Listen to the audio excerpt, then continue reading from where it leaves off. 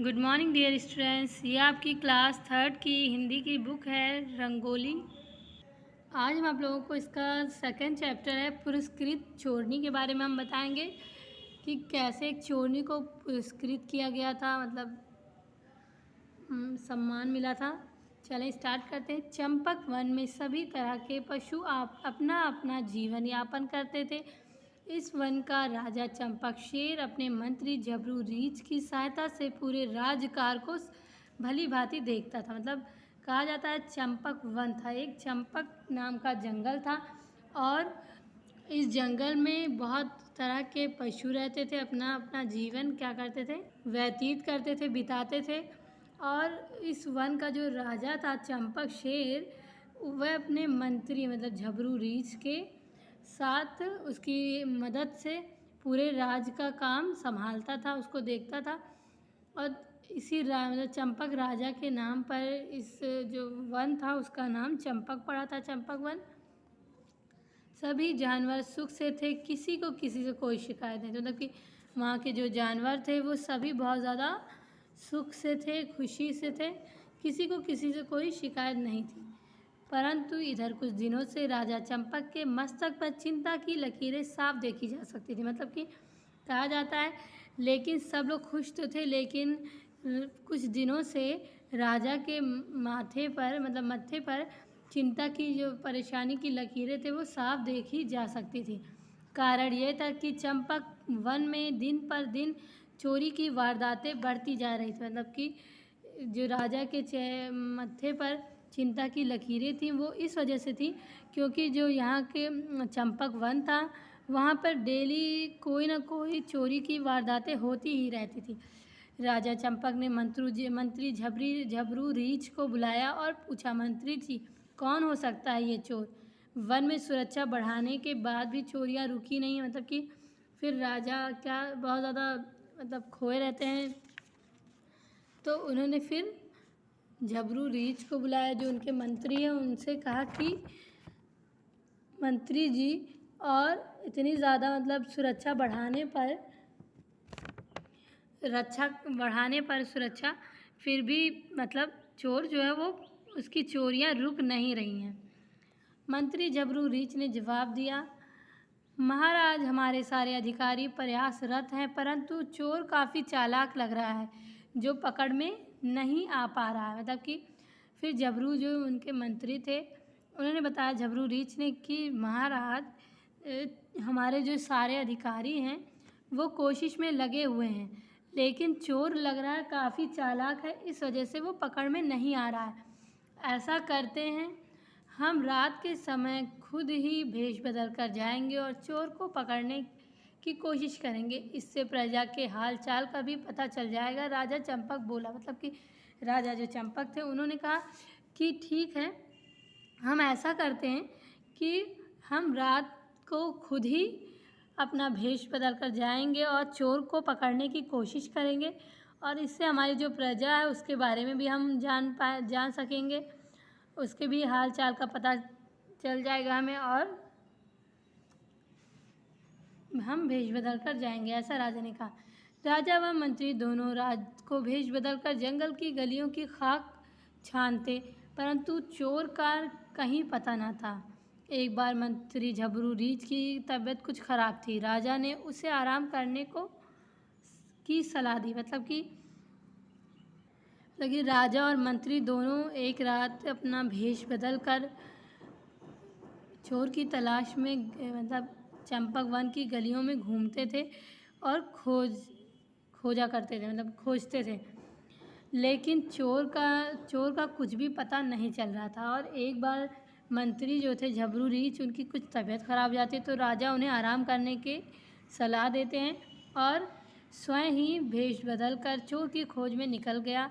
वह सोचता जा रहा था ना कि और खुद ही भेष बदल कर अकेले चोर की तलाश में निकल पड़ते हैं और वो यही सोचते जा रहे थे कि अभी तक चोर मेरे हाथ नहीं लग रहा था कि, और ये सोच रहे थे कि अभी तक जो चोर है वो मेरे हाथ क्यों नहीं लग रहा है। आखिरकार इसे पकड़ने के लिए कौन सी तरकीब लड़ाई जाए, इसी सोच में राजा चंपक चला जा रहा था कि अचानक एक गड्ढे में गिरा। मतलब कि ये सोचते हुए जा रहे थे, सोच में डूबे हुए थे कि आखिरकार जो चोर है वो पकड़ा क्यों नहीं जा रहा, उसे पकड़ने के लिए क्या तरकीब लड़ाई जाए।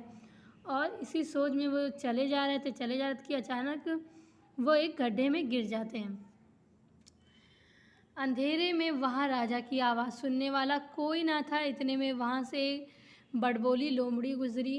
अरे ये आवाज़ कहाँ से आ रही है? लगता है गड्ढे में कोई गिरा है। भाई घबराना नहीं, मैं तुम्हें निकालती हूँ। मतलब कि फिर उसके बाद अंधेरा इतना ज़्यादा था वहाँ पे कि उनकी आवाज़ सुनने वाला कोई नहीं था। और फिर उतने ही देर में वहाँ से एक लोमड़ी बड़बोली, उसका नाम बड़बोली है, वो गुज़रती है और फिर वो आवाज़ सुनती है राजा की और कहती है कि अरे लगता है कि गड्ढे में कोई गिरा है। और कहती है अरे भाई घबराना नहीं, मैं तुम्हें निकालती हूँ। बड़बोली ने बड़ी कठिनाई से राजा चंपक को गड्ढे से निकाला और अपने घर ले आई। उसकी मरहम पट्टी की और भोजन कराया। राजा उसकी सेवा से प्रसन्न हुआ। मतलब कि बड़बोली लोमड़ी जो थी उसने बहुत ज़्यादा परेशानी कठिनाइयों से राजा चंपक को गड्ढे से निकाला और उन्हें अपने घर ले आया, उनकी मरहम पट्टी की, उन्हें खाना खिलाया और उनकी आराम भी कराया। तो राजा जो चंपक थे वो बड़बोली लोमड़ी की सेवा से बहुत ज़्यादा खुश हुए।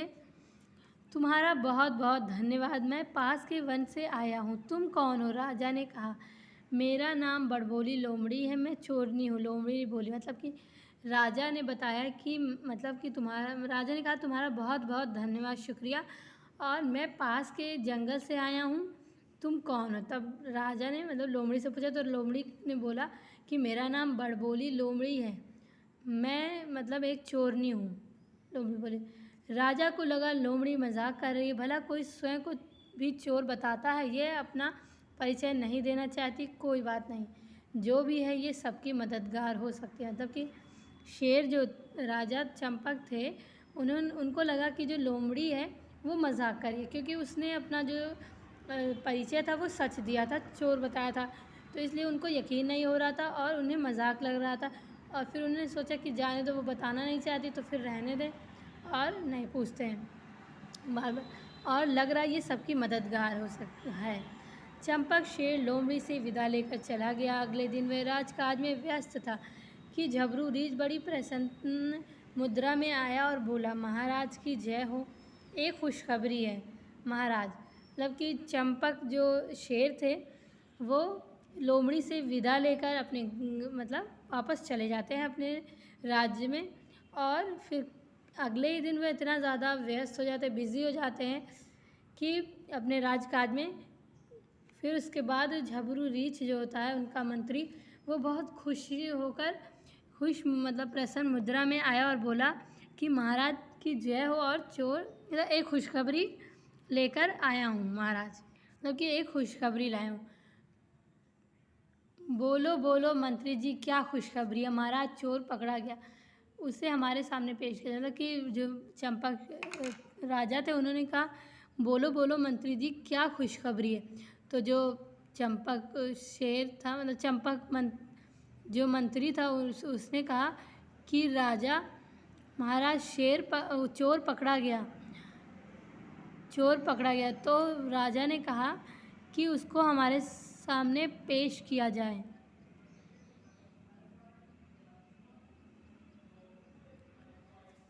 झबरू ने ताली बजाई। दो गधे पहरेदार लोमड़ी को पकड़े भीतर आए और बोले, हुजूर ये रहा चोर, इसे हमने मुनिया हिरनी के घर चोरी करते रंगे हाथों पकड़ा है। मतलब कि झबरू रीछ ने ताली बजाई और फिर दो गधे पहरेदार लोमड़ी को पकड़े हुए अंदर लेके आए और बोले कि हुजूर ये रहा चोर, इसे हमने मुनिया जो हिरनी है उसके घर पे चोरी करते हुए रंगे हाथों पकड़ा है। शेर ने देखा तो उसे विश्वास नहीं हुआ, ये तो बड़बोली लोमड़ी है जिसके कारण पिछली रात उसकी जान बच सकी थी। वह बोला, अरे बड़बोली, मुझे नहीं पहचाना? मुझे तुमने कल गड्ढे से निकाला था और अपने घर ले गई। तुमने मेरी सेवा की। मैंने तुम्हारा परिचय पूछा तो तुमने कहा चोर नहीं हूँ, परंतु मुझे विश्वास नहीं हुआ। मतलब कि शेर ने जैसे ही लोमड़ी को देखा चोर के रूप में, तो उन्हें विश्वास नहीं हुआ, यकीन नहीं हुआ, और उन्होंने लोमड़ी से कहा कि उन्होंने कहा कि ये तो बड़बोली लोमड़ी है, और जिसकी वजह से मतलब कल रात मेरी जान बच सकी थी। और वह बोले कि अरे लोमड़ी, तुम मुझे नहीं पहचान रही हो, और तुमने ही तो मुझे मेरी जान बचाई थी और मुझे गड्ढे से निकाला था और अपने घर ले गई थी, मेरी सेवा की थी तुमने। तो मैंने तुम्हारा जब परिचय पूछा था तो तुमने चोर नहीं बताया था, लेकिन मुझे यकीन नहीं हुआ था। महाराज, मुझे माफ़ कर दीजिए, अब मैं कभी चोरी नहीं करूँगी। लोमड़ी ने कहा, तुम्हें चोर के रूप में देखकर मैं हैरान हूँ। उस दिन तुमने सच कहा था, सच बोलने और मेरी मदद करने के लिए तुम जो चाहे पुरस्कार ले सकते हो। मतलब कि राजा ने कहा कि चोरनी ने कहा कि महाराज, मुझे माफ़ कर दीजिए और अब मैं कभी चोरी नहीं करूँगी। लोमड़ी ने कहा। तो राजा ने कहा कि तुम्हें चोर के रूप में देखकर मैं हैरान हूँ, और उस दिन तुमने सच कहा था और सच बोलने और मेरी मदद करने के लिए तुम जो चाहे वो पुरस्कार ले सकती हो। महाराज, मैंने इतने लोगों की मेहनत की कमाई को लूटा, परंतु सारे बुरे कामों पर मेरा एक सच भारी पड़ गया। अब मैं हमेशा अच्छे काम ही करूँगी, मुझे माफ़ कर दीजिए। लोमड़ी हाथ जोड़कर बोली। फिर महाराज से लोमड़ी ने कहा कि महाराज, मैंने बहुत सारे लोगों के मेहनत की कमाई को लूटा है, और लेकिन मेरे जो इतने सारे बुरे काम थे उस पे मेरा एक काम मेरा एक सच भारी पड़ गया है, और मैं अब हमेशा अच्छे काम करूँगी और मुझे माफ़ कर दीजिए। लोमड़ी ने हाथ जोड़कर कहा, तुम्हें अपने किए पर पछतावा है, इसलिए मैं तुम्हें राज दरबार में नौकरी देकर तुम्हें अच्छे प्राणी की तरह ज़िंदगी व्यतीत करने का अवसर देता हूँ। राजा ने कहा राजा ने कहा कि तुम्हें अपने काम पर पछतावा है, इसलिए मैं तुम्हें अपने राज दरबार में नौकरी देकर तुम पर एक प्राणी की तरह अच्छे प्राणी की तरह जीवन जीने का मौका देता हूँ। झबरू रीछ ने लोमड़ी से कहा, हमेशा अच्छे काम करते हुए सच्चाई के रास्ते पर चलना चाहिए, क्योंकि अच्छे काम का अच्छा ही फल मिलता है। कि झबरू जो रीछ मंत्री था, उसने लोमड़ी से कहा कि हमेशा अच्छे काम करने चाहिए और सच्चाई के रास्ते पर चलना चाहिए, क्योंकि जो अच्छे काम का जो फल होता है वो हमेशा अच्छा मिलता है हमें। तो बच्चों, इस कहानी से हमें ये शिक्षा मिलती है कि हमें सदा अच्छे काम करने चाहिए और अच्छे ही रास्ते पर चलना चाहिए, क्योंकि जो अच्छा काम होता है उसका जो फल होता है वो हमेशा अच्छा ही होता है। तो ये चैप्टर कंप्लीट हो गया। तो आप लोग इसे अच्छे से रीड करें एंड समझें।